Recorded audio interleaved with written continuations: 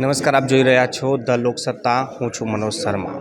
આજે આપણી સાથે ખાસ શખ્સિયત છે રાધિકા રાજે ગાયકવાડ અને તેમની સાથે ચર્ચા કરીશું. આજે આ જે જગ્યા અમે બેઠા છે આ ખૂબ જ ખાસ જગ્યા છે અને અહીંયા આગળ શું થવાનું છે તેના વિશે આપણે ચર્चा કરીશું.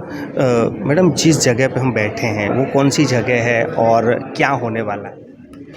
तो हम महारानी चिमनाबाई स्त्री उद्योगालय में हैं जो सुरसागर के एकदम कांठे है। और ये संस्था 1914 में शुरू की गई थी और श्री महारानी चिमनाबाई उन्होंने खुद इसकी स्थापना करी थी। और तब से लेके आज तक हम नारी सशक्तिकरण में ही काम कर रहे हैं, विमेन एम्पावरमेंट में, स्किल बिल्डिंग में।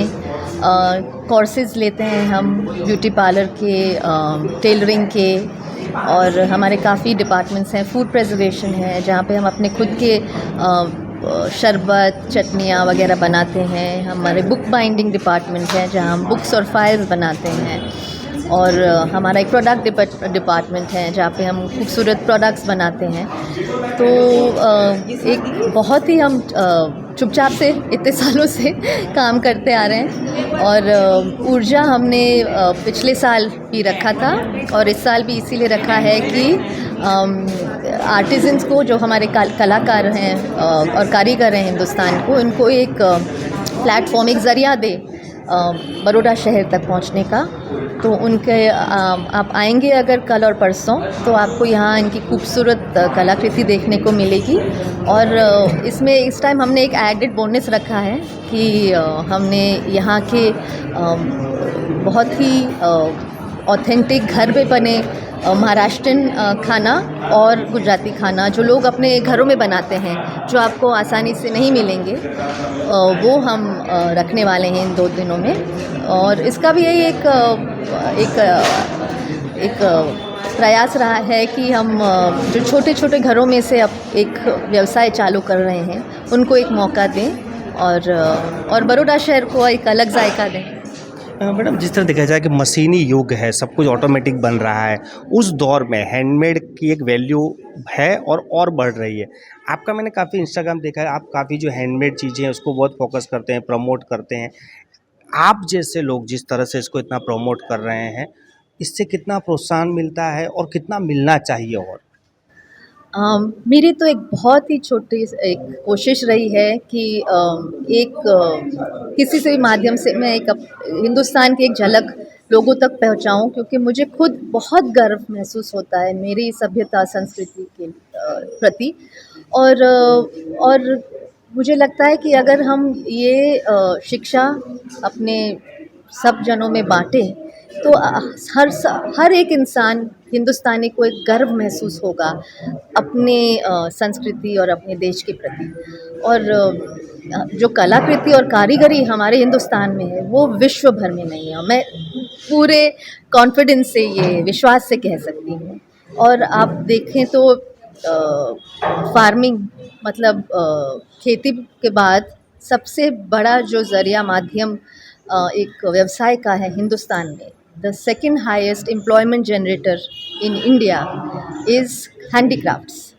और तो भी उनको अपना एक जगह नहीं मिलती है, हम उनको ना मिलते हैं ना देख पाते हैं। वो अपना काम छोटे छोटे घरों में, दूर दूर के गाँव में, बिना बत्ती पंखा, बिना एजुकेशन, बहुत ही कठिन जीवन होता है उनका, और तो भी इतनी खूबसूरत चीज़ें बनाते हैं और वो हमें जोड़े रखते हैं हमारी संस्कृति से। हम तो आगे निकल गए हैं, शहरों में रहते हैं, पर वो जो बनाते हैं वो ही हमें जोड़ के रखता है हमारे सच्चे सुंदर हिंदुस्तान।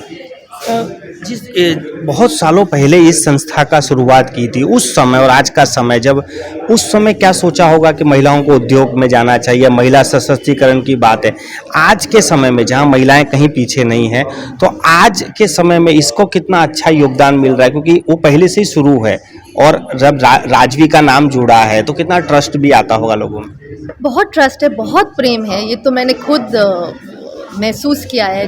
जो प्रेम और लगाव मुझे मिलता है बड़ौदा शहर से और पूरे हिंदुस्तान में, क्योंकि नाम ऐसा महाराजा सयाजीराव महारानी चिमनाबाई ऐसा कुछ कर गए हैं, छोड़ के गए हैं हिंदुस्तान के लिए, बड़ौदा शहर के लिए, कि वो बहुत ही प्रेम और आदर मिलता है। और इसी से हमारी ये छोटी सी एक प्रयास रहता है कि हम समाज को कुछ अपने हिसाब से वापस देते रहें। और आप जैसे कह रहे हैं कि नारी के लिए बहुत काम हुआ है, काफ़ी एक्टिविटीज़ गवर्नमेंट ने भी कहा है, बिल्कुल सही कहा है आपने। इसलिए हम भी नए नए कोर्सेज देख रहे हैं जहां नारियों को और जो अलग करना हो उनको एक मौका दें। एक सेफ़ और सिक्योर एनवायरनमेंट है और यहाँ पे जो एजुकेशन का जो क्वालिटी है वो बहुत ही बेहतरीन है। सारे कोर्सेज और जो टीचर्स हैं वो हम सब खुद देखते हैं, खुद हमारा सुपरविजन रहता है और पेरेंट्स भी सेफ़ फील करते हैं कि छोटी संस्था है, यहाँ पे लड़कियाँ हाफिज़ हैं। तो आगे तो बहुत कुछ करना है और अब LGBTQI कम्युनिटी के साथ भी हम हाथ जोड़ के इंक्लूसिविटी का एक नारा फैलाना चाहते हैं, साथ में काम करके उनको एक प्लेटफॉर्म देना चाहते हैं कि वहाँ उनके लिए भी एक डिग्निटी और खुशहाल एक समाज बने। मैडम, आखिरी सवाल कि ये जो पूरा कार्यक्रम होने जा रहा है उसकी रूपरेखा हमारे जो दर्शक हैं कैसे कैसे ऑर्गेनाइज रहेगा, किस तरह से आप लोगों को इनवाइट कर रहे हैं? मैं सबको अनुरोध करती हूँ कि आप प्लीज़ आएँ। कल और परसों महारानी चिमनाबाई स्त्री उद्योगालय में समय रहेगा कल 1 से 8 और परसों है 11 से 8 और यहाँ आपको देखने मिलेंगे हिंदुस्तान के अलग अलग कोने की कलाकृतियाँ, कारीगरी, हैंडीक्राफ्ट्स और अलग अलग जायके खाने के, महाराष्ट्रन और गुजराती। और यहाँ सब कुछ है, सबके लिए कुछ ना कुछ आपको ज़रूर मिलेगा और आप कुछ सीख के जाएंगे, कुछ अच्छा महसूस करके जाएंगे। बहुत बहुत धन्यवाद हमसे बात करने के लिए। આ હતા વડોદરાના રાધિકા રાજે ગાયકવાડ અને તે આ માહિતી આપી રહ્યા હતા કે આ જે સમગ્ર કામ થઈ રહ્યું છે મહિલાઓ થકી, મહિલાઓ દ્વારા અને હસ્તકળાને એક પ્રમોશન મળે તેના માટે આ કાર્યક્રમનું આયોજન કરવામાં આવી રહ્યું છે।